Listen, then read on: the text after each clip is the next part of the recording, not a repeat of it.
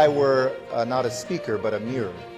So you could see yourselves right now, because really we have the most beautiful view, I think, of this ballroom, of the passion, of the belief, of the purpose, of the peace that you live in the work that is done by IPE, and the collaboration between so many of us that are lucky to call India our home for a period of our lives. I often say, if you want to see the future, come to India. If you want to feel the future, come to India. And if you want to work on the future, come to India. And I have the great privilege of being able to do that every single day as a leader of the United States mission. Hindustan के मुरीद हुए अमेरिकी राजदूत, कहा भविष्य देखना है तो भारत आइए।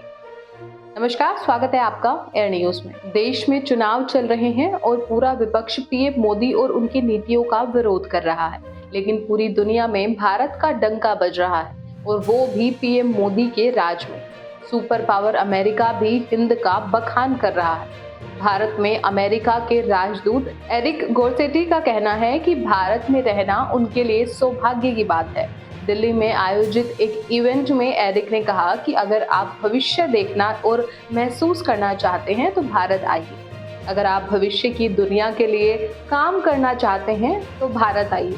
तो आपको भारत जरूर आना चाहिए।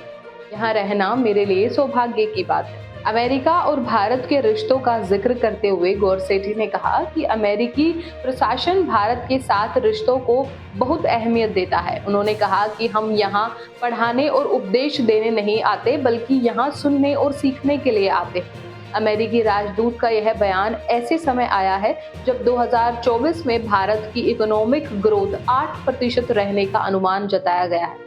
इससे देश के इंडस्ट्री और सर्विस सेक्टर में एक्टिविटीज बढ़ेगी। इसके पहले अमेरिकी सांसद रिच मैकॉर्मिक ने कहा था कि भारत आत्मविश्वास के साथ आगे बढ़ रहा है। मोदी के नेतृत्व में भारत की अर्थव्यवस्था हर साल 6 से 8% तक बढ़ रही है। दूसरे देशों के साथ काम करने की पीएम मोदी की इच्छा की तारीफ होनी चाहिए। उनकी लीडरशिप में भारत बेहद ईमानदार नजर आता है।